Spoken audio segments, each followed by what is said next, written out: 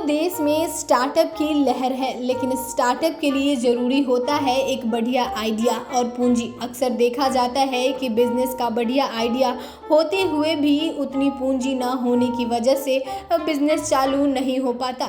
लोग अपना मन मार कर रह जाते हैं। लेकिन आज हम आपको ऐसे बिजनेस आइडियाज़ के बारे में बताने जा रहे हैं जिसे आप महज 20,000 के निवेश के साथ शुरू कर सकते हैं। जी हाँ, आज हम आपको बताने जा रहे हैं कैंडल मेकिंग बिजनेस यानी मोमबत्ती बनाने के व्यवसाय के बारे में।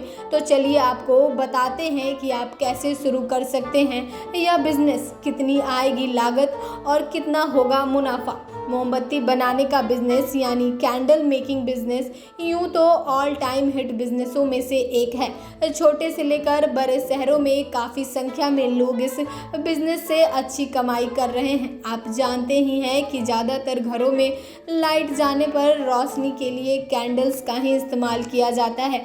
यही नहीं, मोमबत्ती का मार्केट अब बहुत बड़ा होते जा रहा है। इसके अलावा मोमबत्ती का इस्तेमाल जन्मदिन, सालगिरह सहित कई खास मौक़ों और त्योहारों में डेकोरेशन के लिए भी किया जाता है। इसके साथ ही कई मौके पर होटल, रेस्टोरेंट, गेस्ट हाउस से लेकर घरों को भी कैंडल डेकोरेशन वर्क देखने को मिलता है।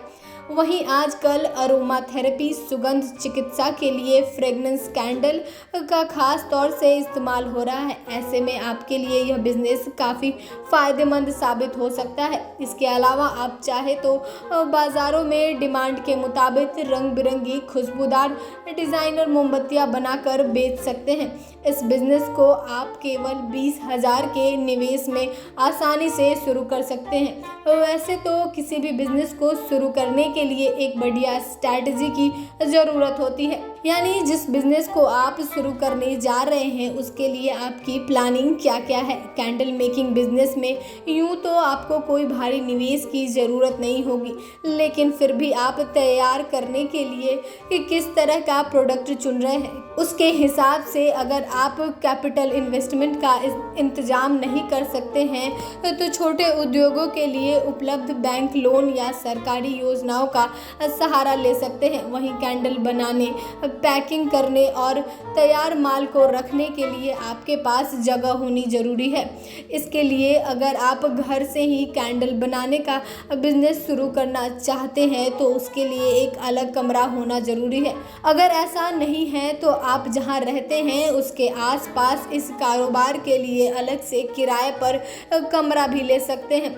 वहीं जब आप प्रोडक्शन शुरू कर दें तो आपके मन में सबसे पहला यह बात आनी चाहिए कि आपके प्रोडक्ट के ब्रांड का नाम आकर्षक हो। ध्यान रहे कि आपके प्रोडक्ट के ब्रांड नाम से ही बाजार में उसकी और आपकी पहचान होती है। ऐसे में अपने बिजनेस को ब्रांड के लिए आकर्षक नाम देना भी ज़रूरी है। साथ ही प्रोडक्ट बनाने के बाद उसे अच्छे मार्केट दिलाने के लिए पैकेजिंग का भी खास ध्यान रखना होगा।